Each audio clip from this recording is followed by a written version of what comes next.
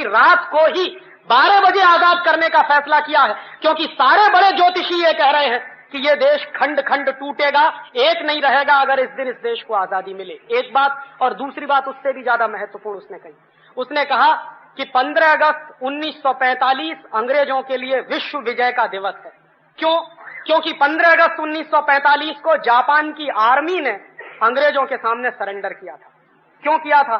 Japan के ऊपर 2 atom bomb गिराए थे, 6 अगस्त और 9 अगस्त को, हिरोशिमा और नागासाकी। उसके बाद जापान ने सरेंडर कर दिया था सेकेंड वर्ल्ड वॉर में, और वो सरेंडर जो हुआ था वो इंग्लैंड की आर्मी के सामने हुआ था। तो लॉर्ड माउंटबेटन ने कहा कि 15 अगस्त 1945 को जापान के सैनिकों ने हमारे सामने सरेंडर किया है, वो हमारा विश्व विजय का दिवस है, इसलिए हम 15 अगस्त 1947 को ही आजाद करेंगे।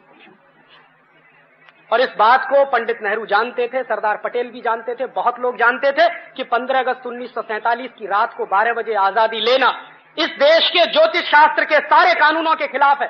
और बहुत सारे ज्योतिषियों ने यह भविष्यवाणी कर दी थी कि आप आजादी लेोगे और 1-2 साल के बाद यह देश टूट जाएगा, और वो टूटा, पाकिस्तान अलग हुआ, वही हुआ। और आगे भी उन्होंने यही अभिशाप दिया कि यह देश आगे भी खंड खंड टूट सकता है, और उसकी तैयारी चल रही है। कश्मीर अलग हो जाए, पंजाब अलग हो जाए, आसाम अलग हो जाए, नागालैंड अलग हो जाए, त्रिपुरा अलग हो जाए, झारखंड अलग हो जाए, ये सारे आंदोलन इस देश में चल रहे हैं। और सभी आंदोलनों को अमेरिका और यूरोप से भरपूर हथियार मिलते हैं, पैसा भी मिलता है। और मैं जानता हूं ऐसे लोगों को जो इस देश में करोड़ों करोड़ों रुपए का फॉरेन फंड आता है, करोड़ों करोड़ों रुपए की AK-47 राइफल आती है वाया पाकिस्तान या वाया चीन के बॉर्डर से, ये तिब्बत के इलाके में हमारे देश में घुसाई जाती है। और उन्हीं हथियारों से लेकर इसी देश के कुछ नौजवान जिनको बरगलाया गया है, वो इस देश को खंड खंड बांटने का आंदोलन कर रहे हैं। आपको मालूम है नागालैंड हिंदुस्तान से अलग होना चाहता। आप नागालैंड में जाइए, वो इस देश का पहला ऐसा प्रदेश है जिसने घोषित किया है कि हमारी राज्य भाषा अंग्रेजी है। भारत के संविधान में कहीं नहीं, ये नागालैंड में चलता है। और नागालैंड में मैं गया पिछले साल, तो पिछले साल जब मैं दीमापुर जा रहा था, कोहिमा से दीमापुर, तो रास्ते में मुझको रोक दिया, और रोकने के बाद पुलिस वाले ने कहा कि आपके पास वीजा है? तो मेरे अंदर से पहले कपकपी सी छूटी, मैंने कहा वीजा मांग रहे हो? मेरे ही अपने देश के एक गांव में जाने के लिए वीजा के? हाँ, आपको वो सारे परिपत्र चाहिए, नहीं तो हम आपको जाने नहीं देंगे। तो बॉर्डर पे दूसरा आदमी खड़ा था, उसने कहा कि आप हिंदुस्तान से आया? मैंने कहा आप हिंदुस्तान का नहीं है? कि हम हिंदुस्तान का नहीं है, हम हिंदुस्तान से अलग होना मांगता। ये बात नागालैंड में घुसी हुई है। और आप नागालैंड जाइए, आपको अंदाजा नहीं लगेगा कि क्रिश्चियन मिशनरीज ने कितने बड़े लेवल पे पैसा बांट बांट कर वहां के लोगों का धर्म परिवर्तन करा के, सिर्फ धर्म ही परिवर्तन नहीं कराया, उनको हिंदुस्तान से अलग करना है, यहां तक मानसिकता बना दी।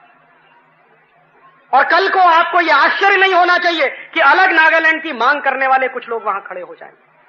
तो हिंदुस्तान के ऐसे दसियों प्रदेश हैं जिनको अलग अलग हिंदुस्तान से बांटना है, और इसकी पूरी प्लानिंग अमेरिका में CIA के लोग बैठकर बनाते हैं। क्योंकि बिल क्लिंटन इस बात को कह चुके हैं, उनके पहले रोनाल्ड रीगन भी कह चुके थे कि हिंदुस्तान और चीन हमारी हिट लिस्ट में नंबर 1 है। सोवियत संघ को तो हमने तोड़ दिया जैसे तोड़ना था, अब तोड़ने के लिए 2 ही देश हमारे सामने हैं, या तो चीन है या भारतवर्ष। तो भारतवर्ष को तोड़ना है, उसके तरीके वो जानते हैं, चीन को कैसे तोड़ना है उसके तरीके वो इस्तेमाल करने की कोशिश कर रहे हैं। ये अभिशाप आज का नहीं है, ये 1947 का। इसलिए मैं कहता हूं आजादी झूठी, इस आजादी का कोई मतलब नहीं। और ये एक और आखिरी बात कि इस देश के सबसे बड़े नेता महात्मा गांधी ने कहा कि ये जो ब्रिटिश पार्लियामेंट्री सिस्टम है ये बांझ है, वैश्या है। वो आदमी अहिंसा की बात करने वाला, कटु शब्द भी उसके मुंह से ना निकले ऐसा व्यक्ति था, गाली तो कभी उसके मुंह से निकलती नहीं थी। उस आदमी ने पार्लियामेंट्री सिस्टम को बांझ और वैश्या कहा, और इसलिए उस आदमी ने कहा था कि कांग्रेस को खत्म कर दो। तो कांग्रेस तो खत्म नहीं हुई, लेकिन गांधी को खत्म कर दिया इन कांग्रेसियों, क्योंकि वो उनके रास्ते में आड़े आने लगा था। और वो कहता था कि ये कांग्रेसी ऐसे ही इस देश को लूटेंगे जैसा ब्रिटिशर्स इस देश को लूटते रहे, क्योंकि पार्लियामेंट्री डेमोक्रेटिक सिस्टम इस देश के लिए है नहीं, और अंग्रेजों ने जबरदस्ती इस देश पर लादा है वो सिस्टम। आज हम देख रहे हैं कि वो लूट कितनी बढ़ गई है। आपको याद है, ये कांग्रेसी सरकारों ने पार्लियामेंट में जाने के बाद सबसे पहले प्रिवी पर्स की बात की थी। इस देश में जो राजे रजवाड़े हुआ करते थे, उन राजे रजवाड़ों के लिए सरकार की तरफ से कुछ पैसा दिया जाता था हर महीने, किसी को 6 महीने पे, किसी को साल भर में। तो ये सारे के सारे एमपीज उस जमाने के कांग्रेस के एमपीज हल्ला करते थे पार्लियामेंट में कि राजे रजवाड़ों के शासन तो खत्म हो गए, तो ये फिर प्रिवी पर्स क्यों मिलता है इनको? तो एक झटके में इन सबने प्रिवी पर्स खत्म कर दिए। आज वही एमपीज क्या कहते हैं, हमारी तनख्वाह बढ़ाओ, हमारा टीए बढ़ाओ।